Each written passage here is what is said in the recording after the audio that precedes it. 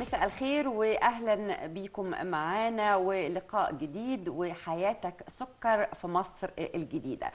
قبل ما ابدا مع حضراتكم عايزه اقول اول مساء الخير لزميلتي العزيزه دكتور اهلا شيماء. وسهلا يا حبيبتي، اهلا اهلا وسهلا. بيكي. استاذه داليا الاعلاميه الكبيره والصديقه العزيزه، اهلا النهارده بيكي. فقراتنا هتكون متميزه، ان شاء الله. وكمان انت يعني في فقره انت مجهزاها اه هتكون فيها مع حضراتكم شيماء، وهتتكلم فيها عن الرياضه. وطبعا الرياضه ديت معشوقه الجماهير، وخاصه رياضه كره القدم، ولكن هي هتتناول كل مشاكل الرياضه عموما. ضيفنا هيكون مين في الفقره الاولى؟ خلينا الاول نقول المقدمه بتاعتنا، مصر المقدمه الجديده، طبعا مصر اللي كلنا شيماء بنحلم بتحب بيها تقول المقدمه دي ونتمنى جميله. نعيش ونربي ولادنا فيها. ممكن البعض يتخيل ان احنا بنتكلم في البرنامج عن حي مصر الجديده، لكن بتقول تاني ان احنا بنتكلم عن مصر الجديده، مصر بلدنا اللي كلنا نحب انها تبقى الافضل والاعلى وفي ازدهار.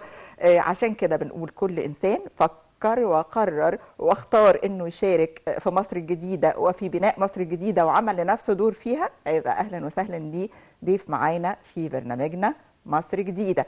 الرياضه، ولان الموسم ده واللي قبله قلنا ان احنا هنتكلم عن الانسان وبناء الانسان، لان الانسان المصري هو اهم ما في مصر، فخلينا نتكلم عن الرياضه في الفقره الجايه، استنونا.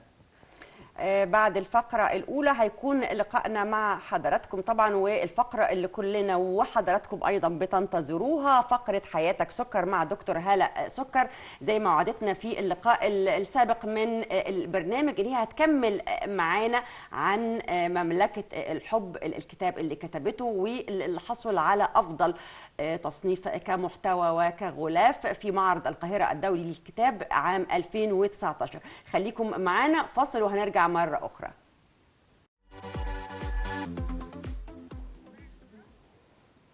ورجعنا لكم مرة تانية أعزائي المشاهدين، وفقرة عن الرياضة.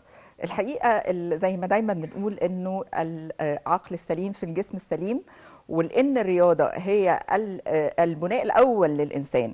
فالدولة المصرية ممثلة في وزارة الشباب والرياضة ادت أولوية كبيرة جدا للرياضة في الفترة الأخيرة، من إنشاء أو التوسع في إنشاء ساحات شعبية، مراكز الشباب، المدينة الرياضية في العاصمة الإدارية الجديدة.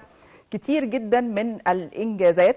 الكرة المصرية هنتكلم عنها باستفاضة، لأن هي اللعبة الشعبية الأولى، هنتكلم عنها باستفاضة في الفقرة.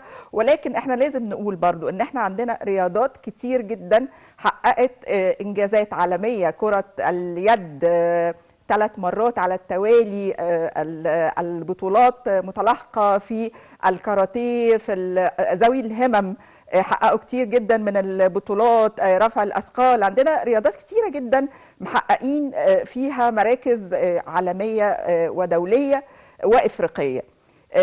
الرياضة بالنسبة لرياضة كرة القدم، وهي اللعبة الشعبية زي ما قلنا، هي ايه، نقدر نقول بعافية شويتين الفترة الأخيرة. أسباب ده ايه؟ ترتب على ده ايه، او ده كان راجع لايه؟ في الفترة الأخيرة الجماهير المصرية بدأت تميل الترشيح انه يبقى المدرب للمنتخب المصري مدرب محلي. بعض التفاصيل كده اللي حابين نتكلم فيها، ولذلك فاحنا معانا ضيفنا الكابتن عبد الحميد مصطفى، رئيس نادي كفر الشيخ الرياضي، في مداخله المفروض هيبقى معانا على الهواء خلال لحظات. معانا حاليا الكابتن عبد الحميد، اهلا بحضرتك يا كابتن.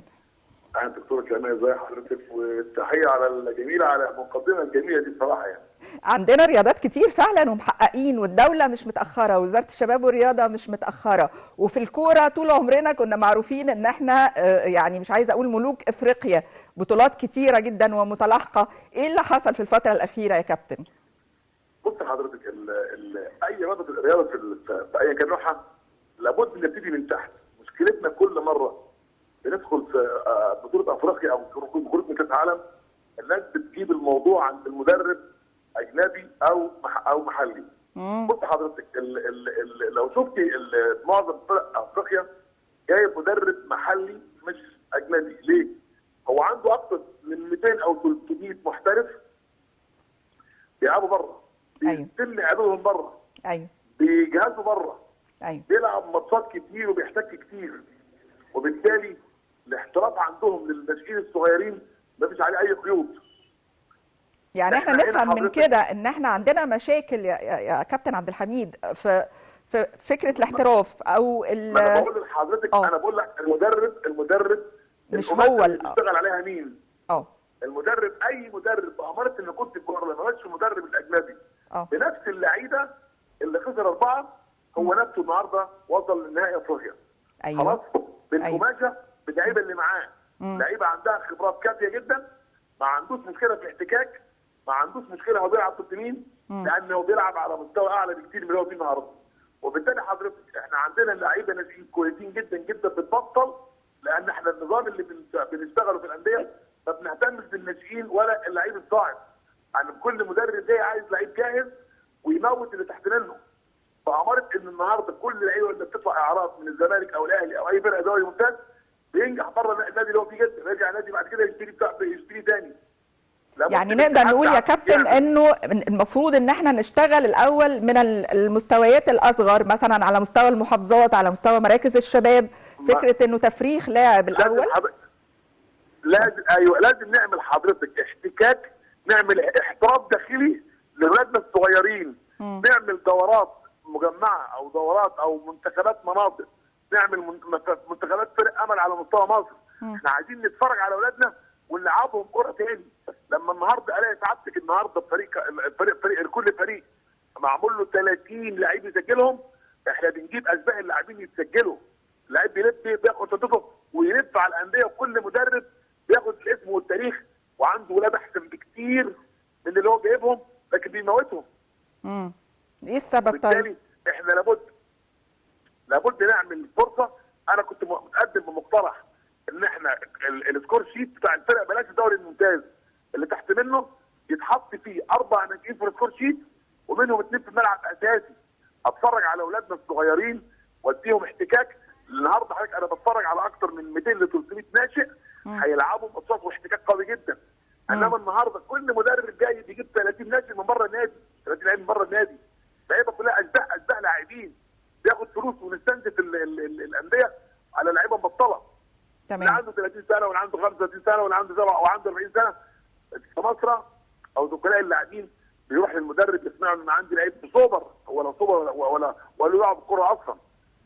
يعني احنا يا كابتن لو جينا نلخص المساله، خلينا كده يعني نلخص للساده المشاهدين.